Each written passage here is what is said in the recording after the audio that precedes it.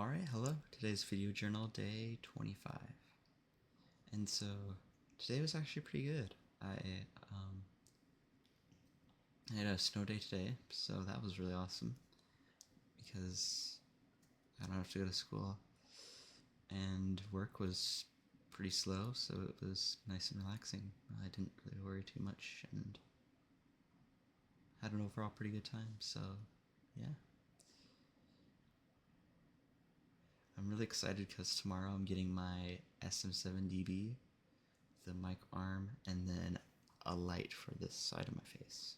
And so I think my setup is going to be like finally complete because I don't think I need anything else. I think that's going to like complete everything, and so I'm just really excited to finally see like the overall like pretty finished product. Yeah. So I think that's gonna be really cool.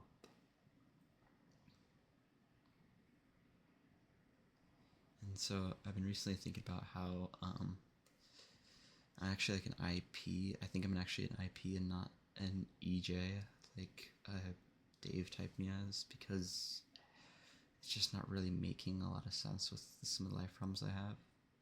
If I really am on the autism spectrum, which I really think I am, from what my therapist does test me with, it seems like it's pretty likely, and I'm seeing pretty real issues in my life tied to it. So, anyways, I don't think an EJ could possibly be on the autism spectrum.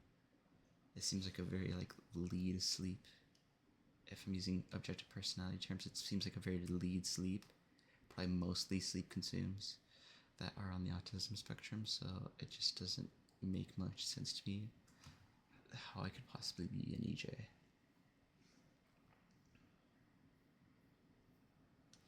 And then I'm also like and then so obviously IPs can be lead sleep, and so I'm thinking that. And then I'm also I have autism as a point of triangulation for being an IP. And then my mom's talked about me being an IP too. She's always compared me to Elon Musk personality type wise, and so I'd be a very similar type to him, except lead feeler instead of thinker, and then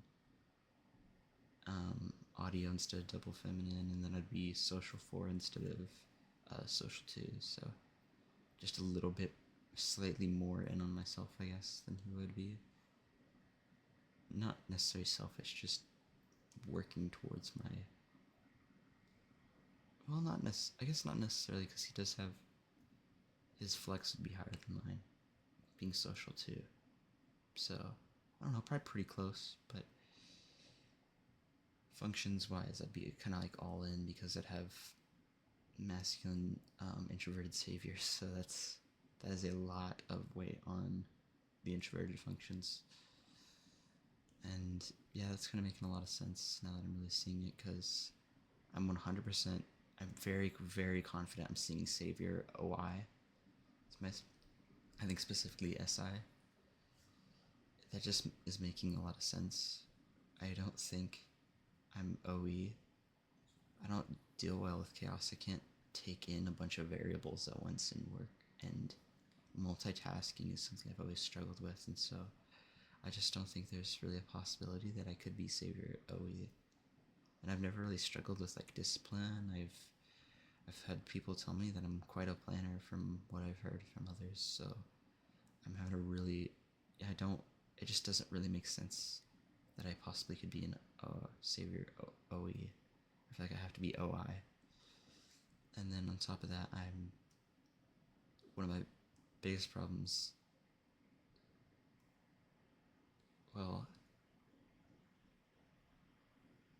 okay, so like one thing I guess I've been noticing is that I've kind of had to learn to humble myself. When I was a kid, I used to be very full of myself.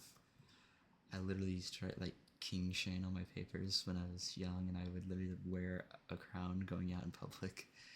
Like I was like so like full of myself. I look back and I just laugh because it just feels like so stupid looking at it now. But I mean, I just don't think an EJ would do that sort of stuff. If I'm really, because the EJ's big struggle is with themselves. They don't have that natural self confidence. But I don't think self confidence is where I've always extremely lacked.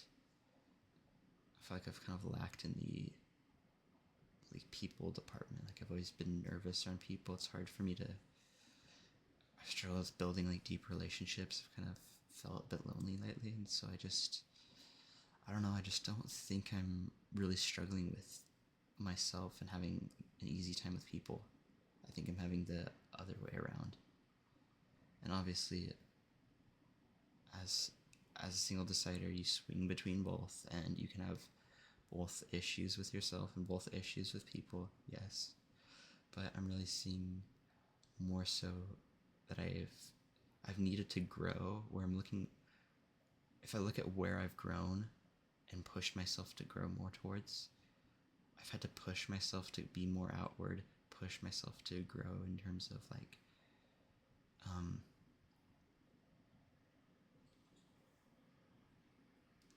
push myself to grow in terms of like interacting with others. That's where I've really needed to like push myself to grow, is my interaction with others. And I've had to learn how to be a helpful person. And I've had to, of course, like I told you, like I said earlier, I've had to learn to humble myself. And I'm really seeing the value in that. I'm really seeing that there's a lot of value in being humble, because being narcissistic doesn't provide any value to me. Like it really doesn't provide anything. There's no point in it. I'm really seeing that. Like it feels very real now. Like I'm really taking that in. I'm like, yes, I'm really seeing that there's no value in like being too full of myself. I realize I gotta have like some sort of self confidence, yes, but if I can't overdo it either. I have to balance it out. I have to care about people. And I have to take responsibility for caring about others and doing things